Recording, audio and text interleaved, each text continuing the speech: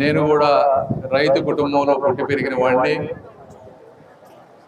మా తాతగారు గురిపాలెంలో వాళ్ళకు ఒక 2 ఎకరాల ల్యాండ్ ఉండేది తెనాలి దగ్గర ఉంటే, రావిపాడు ప్రాంతానికి వెళ్తే ఈ 2 ఎకరాలు అమ్మితే అక్కడ 20 ఎకరాలు వస్తుంది, ఎక్కువ వ్యవసాయం చేయొచ్చు, అద్భుతంగా పంటలు పండించవచ్చు, ఆదాయం పెంచవచ్చు అని చెప్పి నీళ్లుండే ఈ 2 ఎకరాల పొలాన్ని అమ్మి అక్కడ 20 ఎకరాలు కొన్నారు.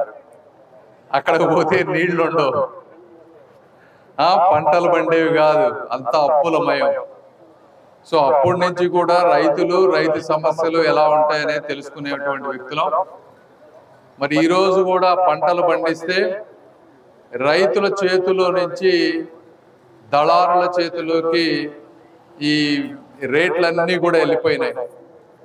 ఇలాంటి పరిస్థితుల్లో మహానుభావుల పుణ్యమాని యాక్చువల్గా ప్రతి గ్రామానికి చెరువులు ఏ విధంగా నీరు అవసరమో ప్రతి గ్రామానికి కూడా ఇలాంటివి ఉండాలి.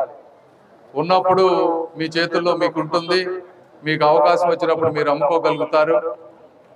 ఇలాంటి దానికి మరి 1/2 ఎకర్ ల్యాండ్, మరి ఈ రోజులు ఇక్కడ అంతా ల్యాండ్ వేళ చూస్తామంటే కోట్లలో పెరిగిపోయినాయి.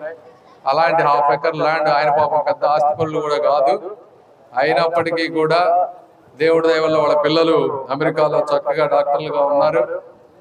కృతజ్ఞతతోటి ఈరోజు మరి 1/2 ఎకర్ ల్యాండ్ ఇచ్చారు.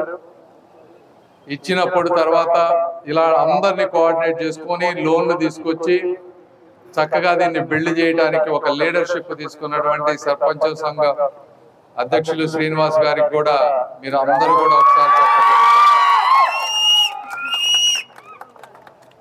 చాలా ఆనందంగా ఉంది. తప్పనిసరిగా దీన్ని మీరు అందరూ ఉపయోగించుకుంటారని, అదేవిధంగా మీ రోజు వస్తా ఉంటే రోడ్డు చూస్తా ఉన్నాను, అద్భుతంగా ఉంది. ఎలక్షన్ ముందు కూడా ఇటు తిరిగేవాళ్ళం, ఇటు నుంచి అటు వెళ్ళాలంటే 1-2 గంటలు పడేది, గుంతలు పడ్డ రోడ్లు. ఈరోజు అద్భుతంగా ఉంది, మంచి థిక్నెస్ కానీ మందం కానీ రోడ్డు చూస్తా ఉంటే చాలా ముచ్చటగా ఉంది గ్రామాలు. తప్పనిసరిగా నేను, రామాంజనేయులు గారు మా శక్తి మేరకు ఎక్కడెక్కడ అవసరం ఉందో అవన్నీ తీసుకొచ్చి అన్ని గ్రామాలని వచ్చే 5 సంవత్సరాల్లో అద్భుతంగా అభివృద్ధి చేస్తాం. గ్రామాలు ఎలా ఉండాలి అనే దాని మీద నాకు కూడా పూర్తి అవగాహన ఉంది. తప్పనిసరిగా గవర్నమెంట్, స్టేట్ గవర్నమెంట్ డబ్బులు, సెంట్రల్ గవర్నమెంట్ డబ్బులు, దాతలు కూడా రాజకీయాల్లో ఉన్నటువంటి వ్యక్తులు నీతి నిజాయితీతో పనిచేస్తారు. వాళ్ళు ఇచ్చే 10 రూపాయలు కూడా నిజంగా పేదవాడికి అందుతాయి అని నమ్మకం ఉన్నప్పుడే వాళ్ళు కూడా ఇస్తారు. ఈ రోజున గుంటూరు చుట్టుపక్కల ప్రాంతంలో అలాంటి నమ్మకం ఒకటి ఏర్పడింది.